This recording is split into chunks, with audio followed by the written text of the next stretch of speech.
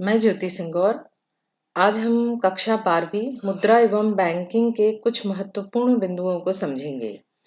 आज का वीडियो देखने के बाद आप बहुत से बैंकिंग से संबंधित प्रश्नों के उत्तर समझ पाएंगे। जैसे हमेशा समाचार में हम सुनते हैं कि महंगाई बहुत बढ़ गई है। गैस महंगी हो गई है, बच्चों के स्कूल की फीस बढ़ गई है, लोन महंगा हो गया है, घर बनवाना महंगा हो गया है, पेट्रोल महंगा हो गया है, खाने पीने की जितनी वस्तुएं हैं उनके दाम बढ़ गए हैं। वस्तुओं की जब कीमत बढ़ने लगती है या वस्तुएं महंगी होती हैं, तो इसको हम अर्थशास्त्र में इन्फ्लेशन या मुद्रास्फीति कहते हैं। कभी कभी आप ये भी समाचार में सुनते हैं कि बेरोजगारी बहुत बढ़ गई है, मंदी आ गई है, उद्योग धंधे बंद हो गए हैं। देश में युवा जो है उनको काम नहीं मिल रहा है क्योंकि देश में मंदी आ गई है, लोगों के पास पैसा नहीं है। अभी कुछ समय पूर्व ही कोरोना काल में आपने सुना होगा कि वस्तुओं की कीमत तो कम ज्यादा नहीं हुई, परंतु जितने लोग थे वो कैसे हो गए, बेरोजगार हो गए। इसको हम अर्थशास्त्र की भाषा में डिफ्लेशन कहते हैं या मुद्रा संकुचन कहते हैं। प्रायः ऐसा तब होता है जब लोगों के पास पैसा नहीं होता, काम नहीं होता। जब पैसा ही नहीं होगा तो वो मांग नहीं करेंगे, वस्तुएं नहीं खरीदेंगे, और जब वस्तुएं नहीं खरीदेंगे तो वस्तुओं की कीमतें क्या हो जाती हैं, कम हो जाती हैं। ऐसी स्थिति को हम अर्थशास्त्र में मुद्रा संकुचन कहते हैं। अब हम ये महंगाई को कम करने या रोजगार बढ़ाने के लिए किससे जिम्मेदार मानते हैं? सब सरकार को। जब भी आप न्यूज़ सुनते हैं तो सुनते हैं कि सरकार क्या कर रही है, महंगाई इतनी बढ़ गई है। सरकार को महंगाई नियंत्रित करने के लिए क्यों जिम्मेदार ठहराया जाता है? क्या सरकार स्वयं ही महंगाई को नियंत्रित करती है? नहीं। सरकार महंगाई को नियंत्रित करने का जो काम है वो किसके माध्यम से कराती है? केंद्रीय बैंक के माध्यम से। बाजार में मुद्रा की मात्रा अधिक हो या मुद्रा की मात्रा कम हो जाए, इसकी निगरानी एवं नियंत्रण का कार्य केंद्रीय बैंक करता है। मुद्रा को नियंत्रित करने के लिए जो नीतियां बनाती है सरकार, उसे मौद्रिक नीति कहते हैं। अब आप सोचेंगे केंद्रीय बैंक कैसे मुद्रा की मात्रा को बढ़ाएगा या घटाएगा? आरबीआई जो होता है वो अन्य बैंकों को पैसा देता है, क्योंकि वो बैंकों का बैंक है। और बैंक जो होते हैं वो जनता को पैसे देते हैं। इस प्रकार से केंद्रीय बैंक से पैसा व्यापारिक बैंक के पास और व्यापारिक बैंक से जनता के पास पैसा आता है। जब हमारे पास पैसा अधिक यदि आएगा तो हम खरीदारी भी अधिक करेंगे, और जब हर कोई खरीदारी करता है तो महंगाई क्या हो जाएगी, बढ़ जाएगी। इसे हम कहते हैं कि पैसा अधिक, मांग अधिक, और मांग अधिक तो महंगाई भी क्या होगी, अधिक होगी। आप ये बात याद रखिए कि हमारे पास जितना अधिक पैसा होता है, तरलता उतनी अधिक होती है। यानी हमारे पास पैसा अधिक होता है तो हम खर्च अधिक करने लगते हैं। इसी को अर्थव्यवस्था में कहते हैं तरलता अधिक होना या मुद्रा का अधिक होना, यानी महंगाई का अधिक बढ़ना। यदि हमारे पास मुद्रा की कमी हो या हमारे पास पैसा, बैंक हमको कम पैसे उपलब्ध कराए, तब स्थिति क्या होगी? यदि हमारे पास पैसा कम है तो हम शॉपिंग क्या करेंगे या खरीदारी कम करेंगे, और जब खरीदारी कम करेंगे तो कीमतें भी क्या हो जाएंगी, कम हो जाएंगी। अब देखिए कि हमारे पास यदि पैसा ही नहीं है तो हम मांग क्या करेंगे, कम करेंगे, और मांग कम करेंगे। जब कोई खरीदारी ही नहीं करेगा तो महंगाई अपने आप क्या हो जाएगी, कम हो जाएगी। इसको हम कहते हैं तरलता की कमी।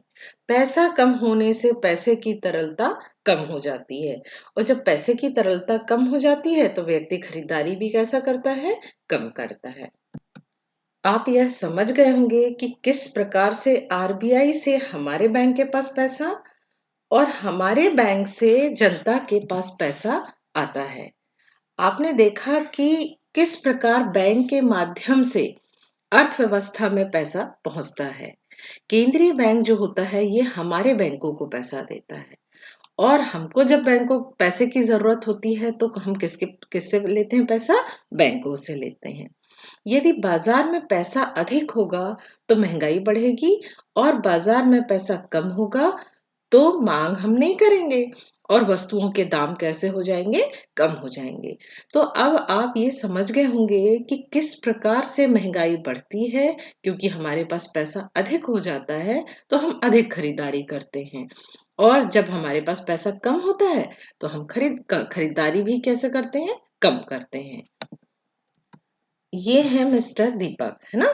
इनको पैसे की आवश्यकता है। ये या तो पैसा जो होगा एसबीआई के पास लेंगे, या पंजाब नेशनल बैंक, या यूनियन बैंक, या इसी तरह के हमारे देश में बहुत सारे सरकारी और प्राइवेट बैंक हैं। इनसे ये उधार या लोन ले लेंगे।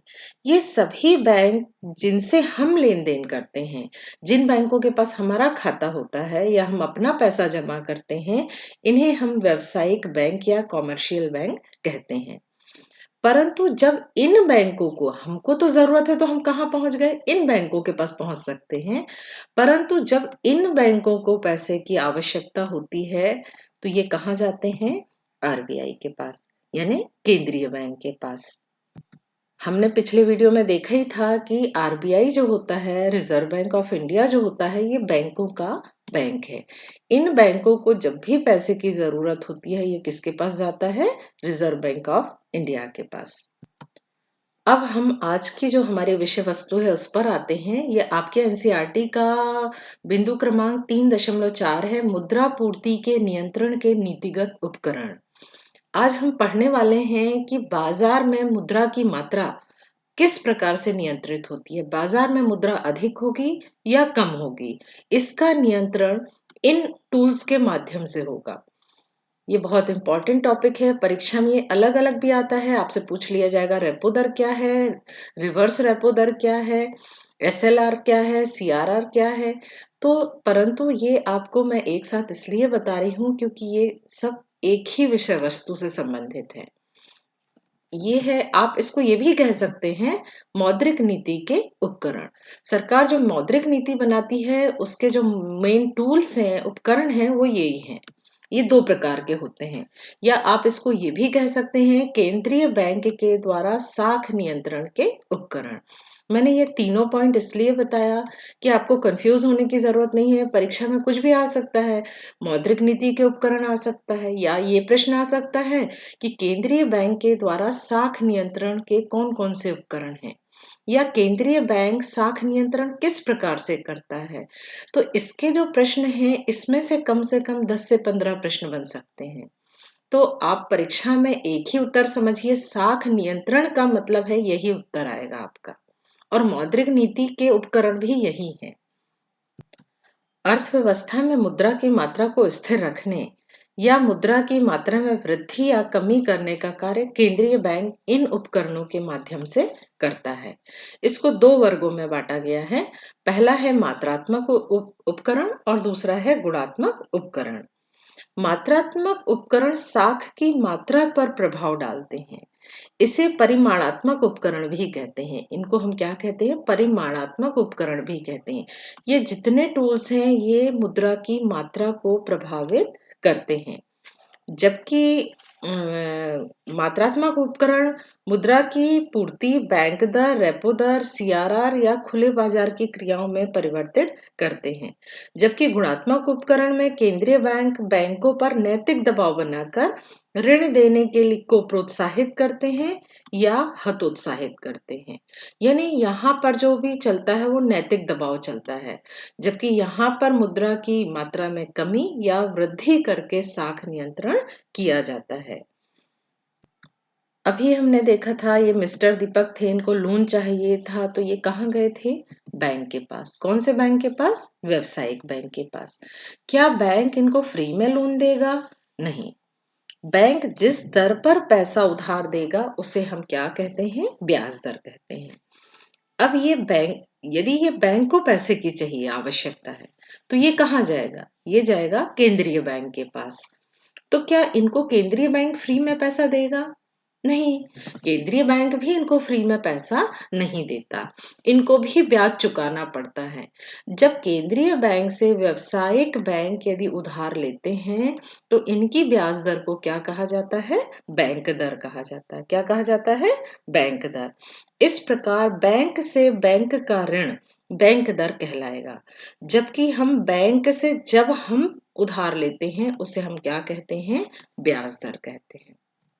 बैंक दर को हम डिटेल में समझ लेते हैं। जब किसी व्यावसायिक बैंक को केंद्रीय बैंक से लोन की आवश्यकता होती है, उसे हम बैंक दर कहते हैं। बैंक दर से अभिप्राय उस दर से है जिस पर भारतीय रिजर्व बैंक वाणिज्यिक बैंकों को या व्यावसायिक बैंकों को उधार देती है, और जो ब्याज दर चुकाना पड़ता है व्यावसायिक बैंक को, इसको हम क्या कहते हैं? बैंक दर कहते हैं। इसका संबंध वाणिज्यिक बैंकों की तुरंत आवश्यकताओं से है। जब बैंक को तुरंत यदि अचानक से आवश्यकता पड़ती है, तो जो आरबीआई है वो इनको जो उधार देता है उसके बदले में इनको जो ब्याज चुकाना पड़ता है वो कहलाता है हमारा बैंक दर। अब बैंक दर से मुद्रा किस प्रकार से नियंत्रित होती है? यदि आरबीआई बैंक दर में वृद्धि करेगा, मान लो इसको पैसा आरबीआई को यदि बैंक को महंगा ब्याज मिलेगा, तो ये हमको भी क्या करेंगे? महंगा ब्याज देंगे, है ना? लोन क्या हो जाएगा? महंगा हो जाएगा। जब इसको ही महंगा ब्याज देना पड़ रहा है, तो ये हमसे भी अधिक ब्याज हमसे लेगा। इस प्रकार से जनता का लोन भी महंगा हो जाएगा। हम इसको ऐसे भी समझ सकते हैं कि बैंक दर में वृद्धि होगी तो ब्याज की दर में भी वृद्धि हो जाएगी। तो जब ब्याज की दर महंगी होगी तो पूंजी की लागत भी कैसी हो जाएगी? महंगी हो जाएगी। अब जब ब्याज महंगा हो जाएगा तो हम साख की मांग क्या करेंगे? कम करेंगे। क्यों करेंगे? क्योंकि महंगा लोन हो जाएगा तो हम कम से कम ब्याज पर पैसा लेंगे, और जब हम पैसा कम लेंगे तो बाजार में मुद्रा की क्या हो जाएगी? कमी हो जाएगी। इस प्रकार से जब बाजार में कम पैसा होगा तो महंगाई क्या हो जाएगी? अपने आप नियंत्रित हो जाएगी। अभी हमने पहले की स्लाइड में देखा कि हमारे पास पैसा यदि कम है तो खरीदारी हम कम करते हैं, और महंगाई अपने आप क्या हो जाती है? कम हो जाती है। तो इस प्रकार से आपने देखा कि बैंक दर में यदि वृद्धि होगी तो हमारे पास पैसा कम हो जाएगा, और जब हमारे पास पैसा कम हो जाएगा तो अपने आप मुद्रास्फीति क्या हो जाएगी? नियंत्रित हो जाएगी। इसके विपरीत भी हो सकता है। बैंक दर में यदि कमी कर दे, आरबीआई बैंक दर में कमी कर दे, तो बैंक लोन क्या हो जाएगा? सस्ता हो जाएगा। बैंक लोन सस्ता हो जाएगा तो हमको भी सस्ता पैसा मिलेगा। बैंक दर में कमी, तो ब्याज की दर में भी क्या हो जाएगी? कमी हो जाएगी, और पूंजी की लागत में भी कमी हो जाएगी, यानी पैसा क्या हो जाएगा? सस्ता हो जाएगा। जब हमको सस्ता लोन मिलेगा तो हम साख अधिक से अधिक उधार लेंगे। आपने देखा होगा ना कि कोई भी वस्तु के लिए आता है, क्या फ्रिज खरीद लिए 0% ब्याज दर पर, घर खरीद लीजिए सस्ता हो गया 6% की दर पर। तो जैसे ही सस्ता होता है तो हम अधिक से अधिक मुद्रा की मांग करने लगते हैं। इस प्रकार से बाजार में मुद्रा की मात्रा बहुत अधिक बढ़ जाती है, क्योंकि जब सस्ता लोन मिलता है तो हर व्यक्ति बैंक से लोन लेने लगता है। ऐसी स्थिति में बाजार में जब मुद्रा बढ़ जाएगी तो हम हर वस्तुओं की मांग करने लगेंगे, ज्यादा से ज्यादा सामान खरीदने लगेंगे। तो जो बाजार में मंदी है या महंगाई नहीं है, सस्ताई है, कीमतें कम हैं, जब हम अधिक से अधिक वस्तुएं खरीदने लगेंगे तो ये जो अस्फीति की स्थिति है ये क्या हो जाएगी? नियंत्रित हो जाएगी। तो इस प्रकार से आपने देखा कि बैंक दर में कमी होने से बाजार में पैसे की मात्रा अधिक हो जाएगी, क्योंकि हम अधिक से अधिक लोन लेने लगेंगे। अभी हमने देखा, क्या देखा? बैंक दर, है ना? जब बैंक से बैंक जो ब्याज में पैसा लेता है वो कहलाता है बैंक दर। लेकिन ब्याज दर क्या होती है? वह दर जिस पर व्यावसायिक बैंक आम जनता को ऋण देता है वह कहलाती है ब्याज दर। यानी जिस प्रकार से यदि हम जाएंगे बैंकों के पास ऋण लेने तो हमको क्या देना पड़ेगा? ब्याज दर। बैंक दर बढ़ने से ब्याज दर बढ़ती है, और यदि बैंक दर कम हो जाएगी तो ब्याज दर भी क्या हो जाएगी? कम हो जाएगी। देखिए, हमेशा बैंक दर जो होती है, मान लो इसको आरबीआई से, किससे? आरबीआई से कितने परसेंट में इसको बैंक दर में पैसा मिला बैंक को? 8% में। तो क्या ये बैंक हमको 8% में ही पैसा दे देगा? नहीं, ये हमेशा हमको अधिक ब्याज दर पर पैसा देता है। मैंने ये दोनों चीज़ें इसलिए लिखी हैं कि आपको ये क्लियर हो जाए कि हमेशा बैंक दर कम होती है, जबकि ब्याज दर कैसी होती है? अधिक होती है। क्यों अधिक होती है? क्योंकि बैंक फ्री में तो हमको पैसा नहीं बाँटेगा ना, ये तो अपना पैसा कमाने के लिए बैठा है ना। ये भी एक तरह से बिज़नेसमैन है। आप सीधे ये मान लीजिए जो व्यावसायिक बैंक होते हैं एक तरह से ये बिजनेसमैन की तरह कार्य करते हैं। ये आरबीआई से कम ब्याज दर पर पैसे लेते हैं और हमको अधिक ब्याज दर पर पैसा देते हैं। तो ये देखिए आप यहाँ ये यदि मान लो 8% से ले रहा है तो हमको लगभग 12% पर ये हमको उधार देगा। अब आपको यह पता है कि सभी बैंक आरबीआई से ऋण लेते हैं या अपना यदि उनके पास अतिरिक्त पैसा है इन बैंकों के पास तो ये अपना पैसा कहाँ जमा करेंगे? आरबीआई के पास। जब हमारे बैंक को कम समय के लिए पैसे की आवश्यकता होती है तो वो क्या करता है? ये जो बैंकों के पास जो सरकारी प्रतिभूति हैं अर्थात सरकारी बॉन्ड हैं जो बैंकों के पास होते हैं इसको ये आरबीआई के पास जमा कर देता है और बदले में पैसा उधार लेता है। और यदि पैसा उधार लिया तो ब्याज तो क्या करना पड़ेगा? चुकाना पड़ेगा। उसको हम क्या कहते हैं? रेपो रेट कहते हैं। जब ये बैंक आरबीआई से उधार लेगा तो इसका जो ब्याज दर होगा कम समय के लिए होगा जब वो गिरवी के तौर पे क्या रखता है? सरकारी प्रतिभूति रखता है। तो ये कहलाता है रेपो रेट। और इसके विपरीत जब बैंक के पास पैसा ज्यादा है तो ये कहाँ जमा कर देगा? आरबीआई के पास जमा कर देगा। तो आरबीआई भी इसको ब्याज देता है तो वो कहलाता है हमारा रिवर्स रेपो रेट। इसको और रेपो रेट को आप और अच्छे से समझ लीजिए कि यदि बैंक को जरूरत है पैसे की, ठीक है, ये बैंक को पैसे की जरूरत है तो ये इसके पास जो भी सरकारी प्रतिभूति है ये गिरवी के तौर पे किसके पास रखेगा? रिजर्व बैंक के पास। और बदले में मान लो इसने कितना ले लिया? 10 करोड़ रुपए ले लिया। इसके बदले में सरकारी प्रतिभूति जब वो जमा करेगा तो ये निश्चित कर लेगा पहले ही जमा करने के पहले कि मैं ये पैसा है 7 दिन में वापस कर दूंगा, 15 दिन में कर दूंगा। ये जो कम समय के लिए जो पैसा उधार लिया जाता है वो कहलाता है रेपो दर। मान लो इसने 10 करोड़ उधार ले लिया, इसने कहा कि मैं 2 दिन बाद आपको वापस कर दूंगा। 2 दिन के बाद क्या होगा? आरबीआई जितनी सरकारी प्रतिभूति है इसको वापस कर देगा और जो हमारे बैंक है ये जो 10 करोड़ रुपए उधार लिया था ये 10 करोड़ वापस करेगा और ये जो इंटरेस्ट है ये जो रेपो रेट है इसके सहित ये वापस किसको दे देगा? आरबीआई को। आप ये कठिन नहीं है, बिल्कुल ये समझ लीजिए कि आरबीआई से बैंक उधार ले रहा है लेकिन बदले में गिरवी रख रहा है। क्या गिरवी रख रहा है? सरकारी प्रतिभूति। और एक विशेषता रेपो दर की ये है कि पहले से ही डिसाइडेड हो जाता है कि हम इतने रुपए के बदले इतने वापस करेंगे और इतने दिन में हम ये जो सरकारी भूति मेरी जमा थी इसको मैं वापस ले लूंगा। जब व्यावसायिक बैंक आरबीआई से उधार ले रहा है और बदले में प्रतिभूति आरबीआई को दे रहा है ये कहलाता है हमारा रेपो दर। रेपो दर वह दर है जिस पर भारतीय रिजर्व बैंक या केंद्रीय बैंक खुले बाजार में सरकारी प्रतिभूतियों को खरीद कर, देखो यहाँ क्या है, ये सरकारी प्रतिभूति वर्ड बहुत इंपॉर्टेंट है क्योंकि इसके बदले ही वो उधार लेता है, खरीद कर वाणिज्यिक बैंकों को अल्पकालीन ऋण प्रदान करता है। ये कहलाता है रेपो दर। क्या कहलाता है? रेपो दर। यह एक पुनः खरीद दर है। देखिए ये वस्तुनिष्ठ में भी आ सकता है। रीपर्चेज रेट, ये जो रेपो दर है एक रीपर्चेज दर भी है। यानी रीपर्चेज दर या पुनः खरीद दर का मतलब है ये पहले से डिसाइडेड है कि सरकारी प्रतिभूति ये वापस व्यावसायिक बैंक ले लेगा। गारंटी के तौर पे कौन क्या रखता है? प्रतिभूति। और ये भी गारंटी देता है कि मैं इसको वापस पुनः खरीद लूंगा जब आपका पैसा वापस करूंगा। भारतीय रिजर्व बैंक एक रात 7 दिन या 14 दिन के लिए उधार देता है। मैंने पहले ही बताया कि ये शॉर्ट पीरियड बहुत कम समय के लिए जब उधार लेता है तो इसको क्या चुकाना पड़ता है? Repo rate. और गिरवी के तौर पे क्या रखना पड़ता है? सरकारी प्रतिभूति। देखिए एग्जाम में केवल ये भी आ सकता है कि रेपो रेट क्या है।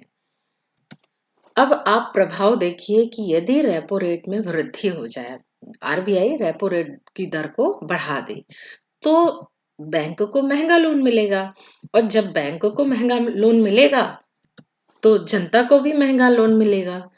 रेपो दर में वृद्धि हुई तो पूंजी की लागत में वृद्धि हो गई, और जब लोन महंगा होगा तो साख की मांग क्या हो जाएगी? कम हो जाएगी। हम कम से कम लोन लेंगे, और जब हम कम लोन लेंगे तो वाणिज्यिक बैंक जो होंगे मुद्रा की पूर्ति क्या कर देगा? कम कर देगा, क्योंकि लोन इसको ही महंगा मिल रहा है।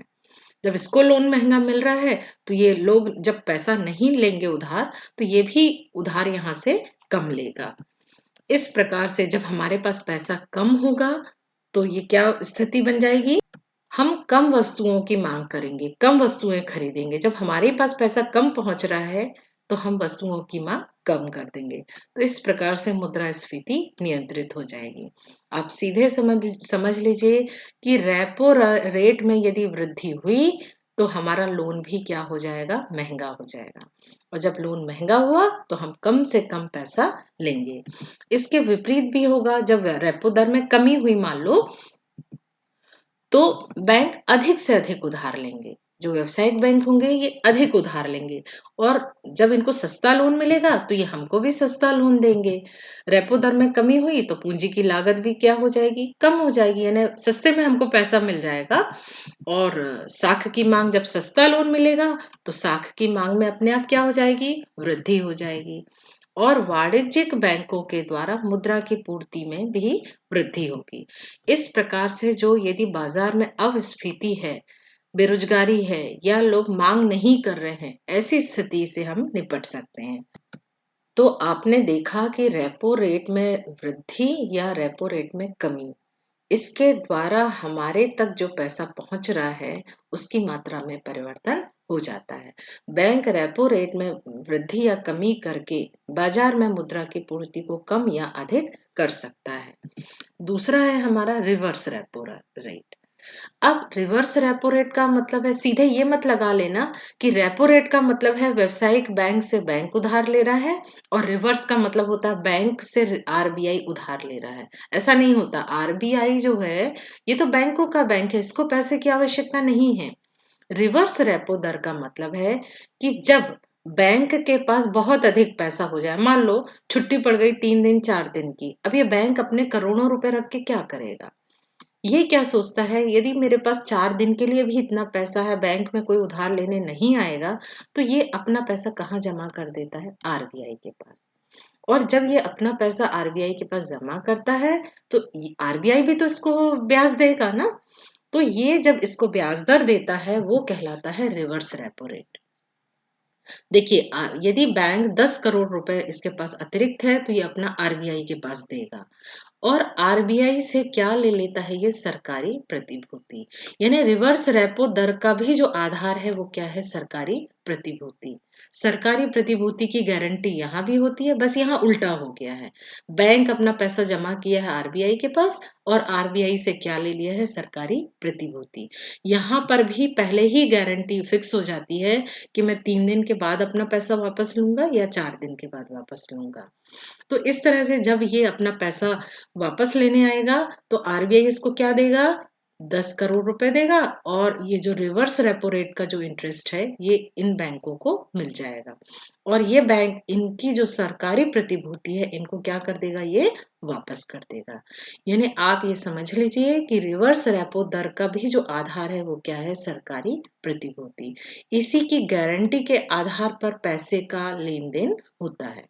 बस एक विशेषता मुख्य है कि यहाँ पहले से समय निश्चित होता है कि 3 दिन के बाद मैं अपना पैसा वापस लूंगा और आपकी सरकारी प्रतिभूति वापस कर दूंगा। इसको अपन डिटेल में समझ लेते हैं कि व्यावसायिक बैंक अपना पैसा आरबीआई के पास जमा करती है, और बदले में सरकारी प्रतिभूति उसको मिल जाती है। वह दर जिस पर भारतीय रिजर्व बैंक वाणिज्यिक बैंकों से जमा स्वीकार करते हैं, उधार नहीं लेते हैं, इनका जो पैसा है इसका ये जमा स्वीकार करते हैं, विपरीत रेपो दर कहलाता है। इसके विपरीत इसे विपरीत पुनः कर भी कहते हैं, पुनः खरीद कर भी कहते हैं, यानी पुनः रीपर्चेस क्यों कहते हैं? ये सरकारी प्रतिभूति के कारण। एक विपरीत पुनः खरीद समझौते पर दोनों पक्षकारों के हस्ताक्षर किए जाते हैं, जिस पर यह लिखा होता है कि प्रतिनिधियों को पूर्व निर्धारित कीमत पर पहले ही फिक्स कीमत कर ली जाती है और एक दी हुई तिथि पर, यानी ये इसकी सरकारी प्रतिभूति की कीमत पहले ही फिक्स कर ली जाती है कि मैं इतने तारीख को इतनी कीमत पर इसे पुनः खरीद लूंगा। इसका मतलब है, रिवर्स रेपो दर का मतलब है कि जब व्यावसायिक बैंक अपना पैसा रिजर्व बैंक के पास जमा करते हैं। यदि रिवर्स रेपो दर में वृद्धि हो जाएगी तब क्या प्रभाव पड़ेगा? जब रिवर्स रेपो दर में वृद्धि होगी अर्थात बैंकों को अधिक ब्याज मिलेगा, बैंक को अधिक ब्याज मिलेगा, तो ये अपना जो अधिक पैसा है वो आरबीआई के पास ही जमा करेगा। जब इसको बैंक से आरबीआई से ज्यादा पैसा मिलेगा रिवर्स रेपो में, तो ये अपना पैसा जनता को नहीं देंगे बल्कि किसके पास जमा कर देंगे? आरबीआई के पास। क्योंकि मैंने आपको पहले ही कहा कि ये भी एक बिजनेसमैन है। यदि इसको यहां से कमाई अधिक हो रही है, रिवर्स रेपो दर में वृद्धि हो गई, तो ये अपना पैसा कहाँ जमा करेंगे? आरबीआई के पास। तो ऐसी स्थिति में ये इनके पास इनको कम से कम पैसा देंगे, इनका पैसा यहाँ नहीं जाएगा, ये अपना पैसा ज्यादा से ज्यादा आरबीआई के पास जमा करेंगे। परंतु इसके विपरीत यदि रिवर्स रेपो दर में यदि कमी हो जाए तब क्या होगा? व्यवसायिक बैंक को आरबीआई जो है ये सस्ता लोन, कोई पैसा ही नहीं देगी, तो ये अपना पैसा ज्यादा से ज्यादा किसके पास देंगे? जनता के पास देंगे। और जनता के पास जब ज्यादा पैसा हो जाएगा तो ये अधिक खर्च करेगी। तो आपने देखा कि आरबीआई क्या करती है जब रिवर्स रेपो दर में वृद्धि और कमी करती है, ये समय समय में परिवर्तन होते रहते हैं। ये जो दर है इसमें परिवर्तन करके बैंक ऐसा करती है कि जनता के पास अधिक पैसा पहुंचे या जनता के पास कम पैसा पहुंचे, जिससे जो बाजार में महंगाई है वो नियंत्रित हो जाए।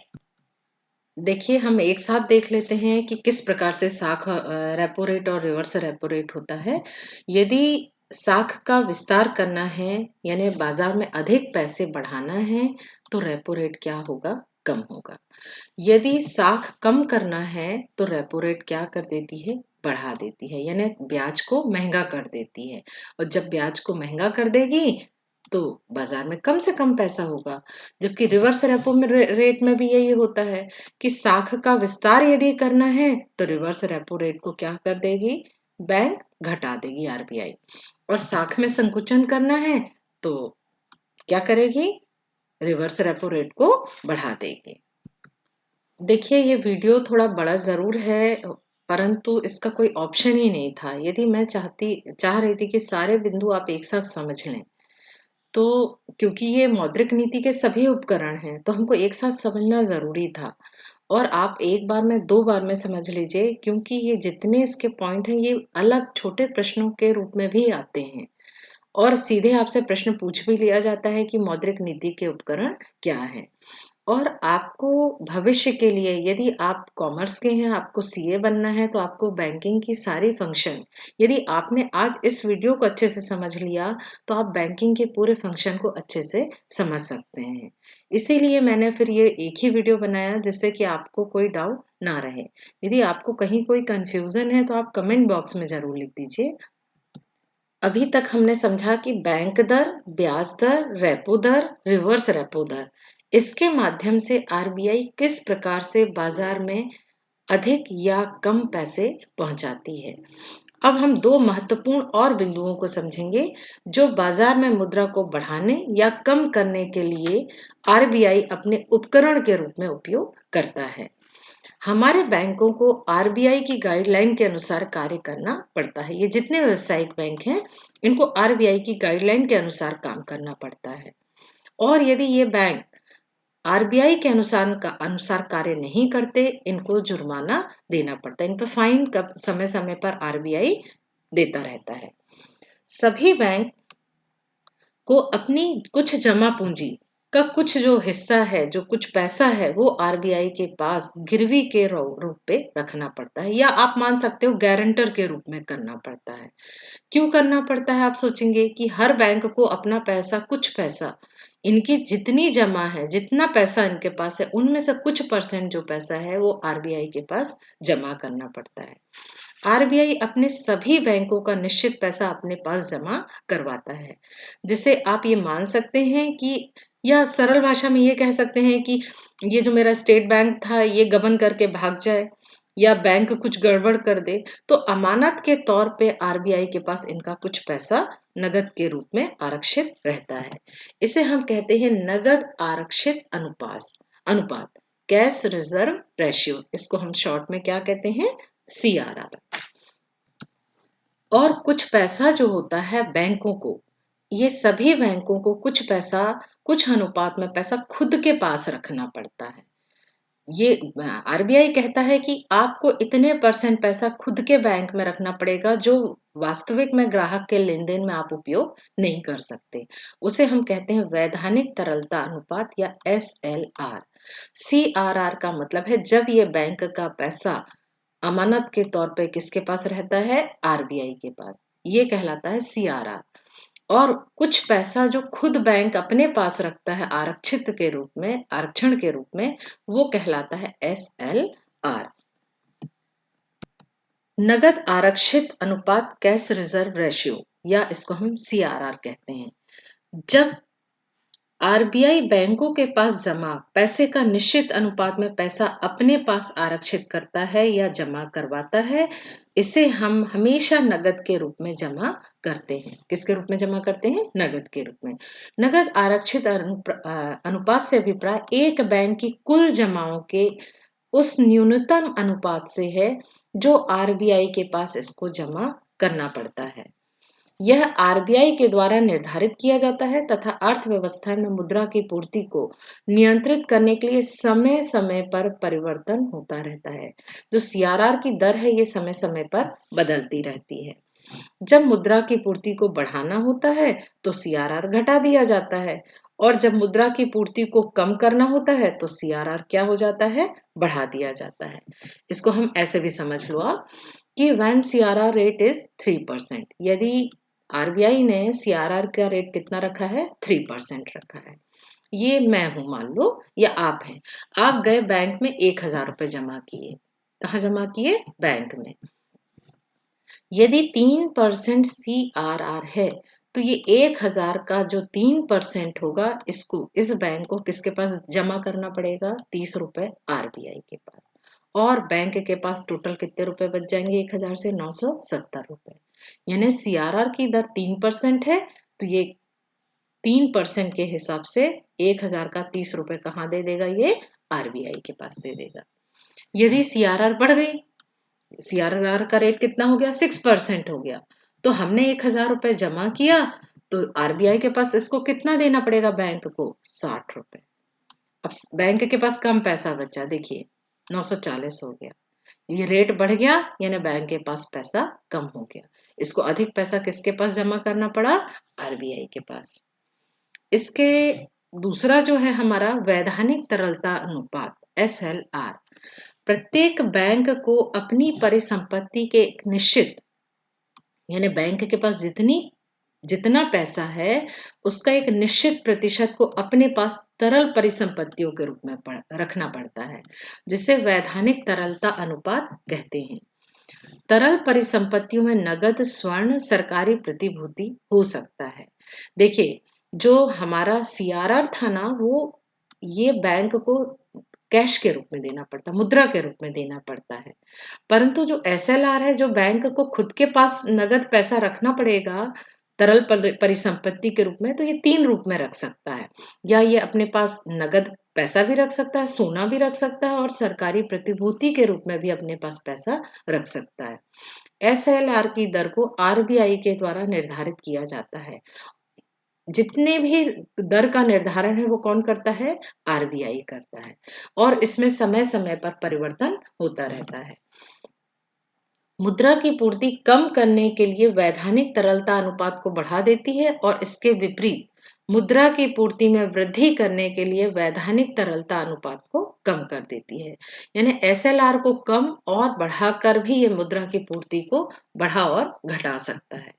देखिए, इसको भी मैंने उदाहरण से समझाया है कि यदि एसएलआर रेट कितना है, 18% है, तब क्या होगा? मान लो मैंने 1,000 रुपए बैंक में जमा किया, तो बैंक को खुद के पास कितने रुपए रखना पड़ेगा 18% के लिए? 180 रुपए। ये किसी से लेन-देन, ग्राहक से 180 रुपए का लेन-देन नहीं करेगा।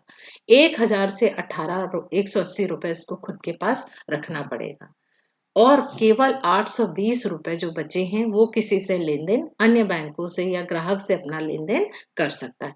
इतना उसको नगद रूप में या मुद्रा के सोने के रूप में इसको इतना पैसा जमा रखना पड़ेगा। ये कहलाता है एसएलआर। जब बैंक खुद के पास रखता है, ये आरबीआई के पास नहीं रखता, ये खुद के पास रखता है। यदि एसएलआर की रेट बढ़ गई है, देखिए 20% हो गया, तब क्या होगा परिवर्तन?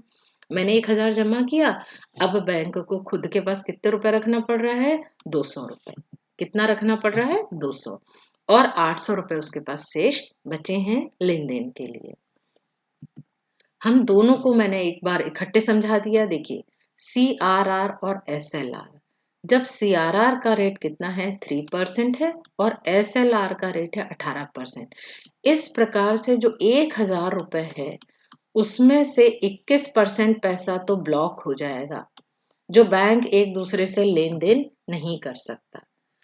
देखिए, एसएलआर कितना है? 18%। यानी बैंक को खुद के पास कितना रुपए रखना पड़ गया? 180 रुपए। 1,000 से 180 रुपए खुद के पास रखा। और 3% सीआरआर है, यानी 30 रुपए ये बैंक ने किसके पास जमा कर दिया? आरबीआई के पास। आपने देखा कि 180 और 30 रुपए, इतने रुपए, 210 रुपए तो ब्लॉक हो गए। अब क्या बचा बैंक के पास? 790 रुपए। यही 790 रुपए का जो लेन देन है बैंक हमारे साथ करता है। अब आप अच्छे से समझ गए होंगे कि सीआरआर और एसएलआर में परिवर्तन यदि होगा तो हमारे पास जो पैसा पहुंच रहा है इसमें भी क्या हो जाएगा? परिवर्तन हो जाएगा। यदि ये बढ़ गया, यदि ये 30% हो गया, तो सीधी बात है यहाँ हमारे लिए कितना रुपए बचे? 700 रुपए बचे। तो बाजार में पैसा क्या हो जाएगा? कम हो जाएगा। और मान लो ये 15% हो गया, ब्याज दर सीआरआर और एसएलआर कम हो गया, तो हमारे पास अधिक पैसा पहुंचेगा।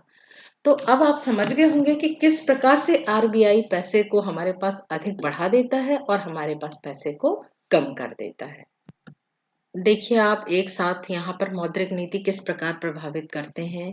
यदि bank rate, repo rate, reverse repo rate, SLR और सीआरआर, इनमें यदि हम वृद्धि कर देंगे तो क्या प्रभाव पड़ेगा?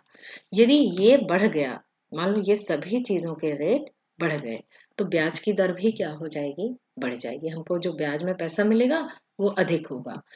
तो जब ब्याज महंगा होगा तो पैसा क्या लेंगे? हम कम लेंगे। तो तरलता भी क्या होगी? कम हो जाएगी। और मांग भी, जब हमारे पास पैसा ही नहीं है तो हम मांग भी क्या करेंगे? कम करेंगे। और जब हम मांग खरीदी ही नहीं करेंगे, किसी चीज की डिमांड ही नहीं करेंगे, तो उसके दाम अपने आप क्या हो जाएंगे? कम हो जाएंगे। देखिए, शादी के सीजन में आप देखते हैं कि कितनी चीजें महंगी हो जाती हैं, क्योंकि हर कोई खरीदने लगता है। और यदि जब कोई खरीदी ही नहीं करता है तो बाकी सीजन में उनके दाम कैसे हो जाते हैं? कम हो जाते हैं। तो जब हम डिमांड ही नहीं करेंगे तो मूल्य क्या हो जाएगा? कम हो जाएगा। इस प्रकार से महंगाई भी कम हो जाएगी। इसके विपरीत भी होगा। यदि हम बैंक रेट कम कर दें, मान लो bank rate, repo rate, reverse repo, SLR, CRR, इनमें हम कम कर दें, मौद्रिक नीति में यदि बैंक चाहता है तो इनके रेट में कमी कर दें, तो ब्याज की दर भी क्या होगी? कम होगी। जब बैंकों को सस्ता लोन मिलेगा, इनके पास ज्यादा पैसा होगा, तो ये ब्याज की दर क्या करेंगे? कम करेंगे। और जब सस्ता पैसा मिलेगा तो हम ज्यादा से ज्यादा साख लेंगे, तो बाजार में तरलता बढ़ जाएगी, तो हम मांग भी क्या करेंगे? अधिक करेंगे।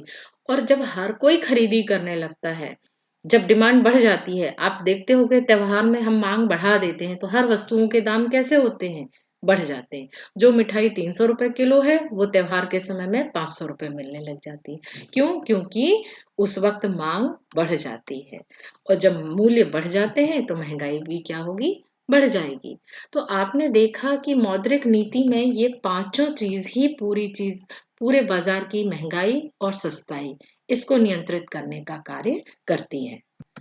वर्तमान में बैंक के क्या रेट हैं, मैंने ये जो RBI reserve bank of India है इसकी लिंक में ये देखा है मैंने। ये लिंक से देख के मैं बता रही हूँ आपको कि क्या-क्या रेट हैं। ये 3 मार्च 2021 की तारीख का मैंने निकाला था। तो रेपो रेट चल रहा है ये 3 तारीख को 4% और रिवर्स रेपो 3.35 और बैंक रेट है आप देख रहे हैं अधिक है। तो सबसे कम क्या होता है? Reverse repo rate. क्योंकि जब बैंक आरबीआई के पास अपना पैसा जमा करता है तो उसको, क्योंकि आरबीआई को तो पैसे की जरूरत नहीं है, वो तो बैंक बेचारा दे रहा है करके उसको वो कुछ पैसा ब्याज पे देता है। रेपो रेट कितना है अभी वर्तमान में, यानी रिवर्स रेपो से अधिक क्या होता है? Repo rate. और रेपो रेट से अधिक क्या होता है? Bank rate. क्योंकि ये बैंक रेट है, ये इमरजेंसी में लिया गया पैसा है। तो आप किसी पड़ोसी से इमरजेंसी में या कहीं से उधार लोगे तो वो तो आपसे ज्यादा वसूलेगा ना। वैसे ही रिजर्व बैंक भी क्या करता है? अधिक ब्याज दर पर पैसा देता है। और 3 तारीख के जो रेट है उसमें सीआरआर है हमारा 3% और जो एसएलआर है वो है 18%। वो मैंने आपको इसीलिए ये दर दिखाया है ताकि आपके दिमाग में ये चीजें रहे कि कौन अधिक होता है और कौन कम होता है, तो आप इनमें तुलना कर सकें। देखिए कि सीआरआर कितना कम है, 3% है, और एसएलआर कितना है, 18% है। आप ये जो इस साइट पे यदि चाहें तो आप खुद भी देख सकते हैं। इसमें समय-समय पर हमेशा परिवर्तन होता रहता है। हर 3 महीने और 4 महीने में बैंक की मौद्रिक नीति की पॉलिसी का के लिए डिसाइड होता है कि repo rate, reverse repo rate क्या है। अभी ये 3 फरवरी को हुआ था। ये जो रेट डिसाइड हुआ था ये 3 फरवरी को हुआ था। तो इस प्रकार से हर 3-4 महीने में इनके जो रेट हैं वो बदलते रहते हैं। आपको इसको याद करने की ज़रूरत नहीं है। मैंने इसलिए बताया आप ये समझ सकें कि किसका रेट अधिक होता है और किसका रेट कम होता है। अगला बिंदु है खुले बाजार की क्रियाएं, ओपन मार्केट ऑपरेशन। इसको हम ओएमओ भी कहते हैं। जब बाजार में तरलता बढ़ती है या घटती है, आरबीआई के द्वारा विभिन्न प्रकार के भारतीय सरकार के नाम की प्रतिभूतियां, बॉन्ड, चालान को बाजार में चलाया जाता है। क्यों चलाया जाता है? कि इसके बाद भी CRR, bank rate, repo rate इससे भी नियंत्रित नहीं होती तो सरकार फिर थोड़ा चालाकी चलती है।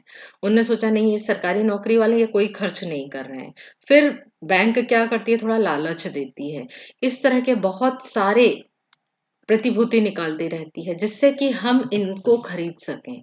जैसे आपने देखा होगा एलआईसी, एलआईसी हमने खरीद लिया 1 लाख रुपए की और हमको 10 साल के बाद पैसा मिलेगा। 10 साल तक तो आपके पास पैसा नहीं है ना 1 लाख रुपए। आपके पास एक कागज है खाली तो आप कम खर्च करेंगे। तो ये जो खुले बाजार की क्रिया में बैंक क्या करती है, सरकार के बिहाफ में ये छापती है। इसको जीसेक भी कहते हैं। क्या कहते हैं? जीसेक, जिसमें ट्रेजरी बिल भी आता है। तो जब बाजार में सरकारी प्रतिभूतियों को बेचता है, तो यदि ये आरबीआई सरकार यदि ये प्रतिभूतियों को बेचता है तो जनता का पैसा किसके पास आ जाता है? आरबीआई के पास। यानी तरलता क्या हो जाएगी? कम हो जाएगी। और जब ये सब जितने ये बिल हैं ये खरीदने लगेगा तो पैसा कहाँ चला जाएगा? जनता के पास। यानी तरलता क्या हो जाएगी? बढ़ जाएगी। यानी कहने का मतलब है समय समय पर खुले बाजार की क्रियाएं भी बैंक करता रहता है। खुले बाजार की क्रियाओं से अभिप्राय आरबीआई के द्वारा सरकार की ओर से प्रतिभूतियों को खुले बाजार में बेचना और खरीदना है। खुले बाजार में प्रतिभूतियां जैसे राष्ट्रीय बचत प्रमाण पत्र एनएससीज होती हैं को बेचने से आरबीआई अर्थव्यवस्था में तरलता को सोख लेता है। यानी हम इनको खरीद खरीद के अपना जो पैसा है वो कहाँ पहुंचा देते हैं? बैंक के पास। यानी हमारी तरलता क्या हो जाएगी? कम हो जाएगी। क्योंकि हमारा पैसा ये 1 लाख का मान लो हमने सेविंग स्कीम खरीदी तो हमारे को ये 1 लाख रुपए तो बैंक के पास चला गया, यानी हमारी जो लिक्विडिटी थी वो क्या हो गई? कम हो गई। और यदि सरकार हमारा ये एनएससी वगैरह वापस खरीद लेगा तो वापस हमारे पास पैसा आ जाएगा और हम तरलता को क्या कर देंगे? बढ़ा देंगे। तो इस तरह से समय समय पर खुले बाजार की क्रिया से भी हमारी तरलता बढ़ती है और कम होती है। देखिए, आरबीआई के द्वारा प्रतिभूति बेचना, तो वाणिज्यिक बैंक क्या करेंगे? प्रतिभूति खरीदेंगे तो उनके पास पैसा क्या हो जाएगा? कम हो जाएगा। और जब पैसा कम हो जाएगा बैंक के पास, तो बाजार में मुद्रा की पूर्ति भी क्या हो जाएगी? कम हो जाएगी। और जब बैंक के पास पैसा कम है, तो आप सीधा समझ लीजिए कि हमारे पास भी पैसा कम होगा। और जब पैसा कम है तो क्या उसका परिणाम होता है? मुद्रास्फीति नियंत्रित हो जाती है, क्योंकि हम सामान नहीं खरीदते। और दूसरा, यदि आरबीआई प्रतिभूति खरीदने लगे, तो वाणिज्यिक बैंकों के पास पैसा बढ़ जाएगा, क्योंकि ये अपनी प्रतिभूति किसको बेच दिया? आरबीआई के पास। बैंक के पास पैसा अधिक मतलब हमारे पास भी पैसा अधिक, और हमारे पास पैसा अधिक मतलब हमारी खरीदारी बढ़ जाएगी। तो इस प्रकार से खुले बाजार की क्रिया भी बैंक के पैसे को प्रभावित करता है। हो सकता है कि आपको समझने में परेशानी आ रही होगी, लेकिन इसका और कोई तरीका नहीं है समझने का। आप 2 बार 3 बार में जरूर समझिए, ये बहुत इंटरेस्टिंग टॉपिक है। एक बार यदि आपने समझ लिया तो सारा बैंकिंग का सिस्टम आपको समझ में आ जाएगा। इसके बाद हम देख रहे हैं साख नियंत्रण के गुणात्मक उपाय। अभी तक हमने मौद्रिक नियंत्रण के मात्रात्मक उपाय समझे थे। अब बैंक कुछ नैतिक दबाव से भी बाजार की गतिविधियों पर नियंत्रण करता है। गुणात्मक उपकरण साख नियंत्रण के वे उपकरण हैं जो अर्थव्यवस्था के चयनात्मक क्षेत्रों पर ध्यान केंद्रित करता है। यानी कुछ निश्चित क्षेत्रों के लिए ये अपनी अलग पॉलिसीज बनाता है कि उसको किस क्षेत्र में अधिक पैसा देना है, किस क्षेत्र में पैसा नहीं देना। यह उपकरण अर्थव्यवस्था के चुनिंदा क्षेत्रों में मुद्रा की पूर्ति को नियंत्रित करने के लिए प्रयोग किए जाते हैं। इसके 3 तरह हैं आपके, जिसमें हम देखेंगे सीमांत आवश्यकता, साख की राशनिंग, और तीसरा है हमारा नैतिक प्रभाव। सबसे पहला है हमारा सीमांत आवश्यकता। सीमांत आवश्यकता से अभिप्राय बैंक द्वारा दिए गए ऋण तथा ऋणों के लिए प्रदान की गई जमानत वाली वस्तु के वर्तमान मूल्य के अंतर से है। देखिए, आपको थोड़ा ये तो कठिन लग रहा होगा, लेकिन अभी आपको ये सब सरल लगने लगेगा। कैसे? यदि मुझे 80 लाख रुपए लोन चाहिए, मुझे 80 लाख, अब बैंक क्या फ्री में मुझे पैसा दे देगा? नहीं देगा। मुझे कुछ ना कुछ तो गिरवी रखना पड़ेगा ना। तो मान लो मेरे पास 1 करोड़ का मकान है। तो मैंने ये 1 करोड़ का मकान, बैंक को मैंने बताया कि मेरे पास एक घर है और मुझे 80 लाख रुपए चाहिए है। तो बैंक क्या करेगा? ये 1 करोड़ के बदले मुझे 80 लाख रुपए देगा। वो 1 करोड़ मुझे नहीं देगा। वो केवल कितना देगा? 80 लाख। क्यों? क्योंकि ये 20 लाख रुपए का वो मार्जिन रखता है कि ये मुझे, यदि इमरजेंसी आती है तो मुझे इतना मार्जिन चाहिए है। वो 1 करोड़ का मकान है तो मुझे 1 करोड़ का ही लोन नहीं देगा। इस प्रकार से वो समय समय पर इसमें परिवर्तन करता रहता है। यदि उसको अधिक पैसा देना है, बाजार में अधिक पैसा पहुंचाना है, तो वो मुझे 20 लाख भी जमानत के रूप पे नहीं रखेगा, वो मुझे सीधे 1 करोड़ रुपए उधार दे देगा। और लग रहा है उसे कि हमको कम पैसे देना है, तो 30 लाख रुपए वो अमानत के रूप पे रखेगा और मुझे केवल कितना पैसा देगा? 70 लाख रुपए। यही कहलाती है, इसके रेट में वो क्या करता रहता है? अंतर करता रहता है, परिवर्तित करता रहता है। यही कहलाती है हमारी सीमांत आवश्यकता। साख की राशनिंग। साख की राशनिंग से अभिप्राय विभिन्न व्यावसायिक क्रियाओं के साख की मात्रा का कोटा निर्धारित करना है। कोटा का मतलब है वो फिक्स कर देता है कि आप इतना ही पैसा उधार दे सकते हैं, इससे ज्यादा आप दे ही नहीं सकते। मान लो मुझे अपनी नया उद्योग स्थापित करना है, बैंक ने निश्चित कर दिया है कि आपको किसी को भी उधार यदि देना है तो बस 1 करोड़ रुपए तक का देना, इससे ज्यादा देना ही नहीं है। या मुझे अपने ट्रैक्टर के लिए लोन चाहिए है, तो उसने फिक्स कर दिया है कोई भी ट्रैक्टर खरीदेगा तो उसको 5 लाख रुपए से अधिक का लोन नहीं देना है। तो इस तरह से समय समय पर बैंक कोटा भी निर्धारित कर देता है, जिससे कि मुद्रा बाजार में कम से कम पहुंचे। नैतिक प्रभाव। रिजर्व बैंक ने समय समय पर बैंकों को समझा बुझाकर एवं नैतिक दबाव डालकर भी साख नियंत्रण का काम करता है। कई बार यदि उसको लगता है कि बिना repo rate, reverse repo rate और बाकी उपकरण का उपयोग किए बिना भी कई बार बैंक कहता है कि भैया लोगों को कम से कम उधार दो, क्योंकि महंगाई बढ़ रही है। हम रेपो रेट, रिवर्स रेपो कम नहीं कर रहे हैं या बढ़ा नहीं रहे हैं, परंतु आसानी से लोगों को पैसे मत दो, क्योंकि महंगाई बढ़ रही है। और कभी-कभी जैसे आपने देखा था, अभी कोरोना के समय में लोगों के पास पैसा नहीं था, तो आरबीआई ने सभी बैंकों को कहा कि लोगों को बुला-बुला के आप पैसा दीजिए। जिससे जो रोजगार बंद हो गया है तो व्यक्ति अपना खुद का रोजगार शुरू कर सके। तो इस तरह से बीच-बीच में नैतिक प्रभाव से भी मुद्रा की पूर्ति को वो नियंत्रित आरबीआई करता है। तो आप निश्चित है ये समझ गए होंगे, ये बहुत सारे बिंदुओं को इकट्ठे पढ़ाया क्योंकि ये मौद्रिक नीति के सभी टूल्स थे, है ना? तो आप इसको समझ लीजिए और आप इसके नोट्स ज़रूर बनाइए क्योंकि ये परीक्षा के दृष्टिकोण से अपने आप में 8 से 10 प्रश्नों का संग्रह है। क्योंकि आपको सीआरआर और एसएलआर भी आ सकता है, दोनों में अंतर भी आ सकता है, रेपो रेट, रिवर्स रेपो भी आ सकता है, बैंक दर होता क्या होता है, ब्याज दर क्या होता है। तो इस तरह से आपके लिए ये बैंकिंग से संबंधित महत्वपूर्ण टॉपिक था और यदि आपको कुछ समझना है, कहीं डाउट है, तो आप ज़रूर कमेंट बॉक्स में लिख दीजिए। Thank you.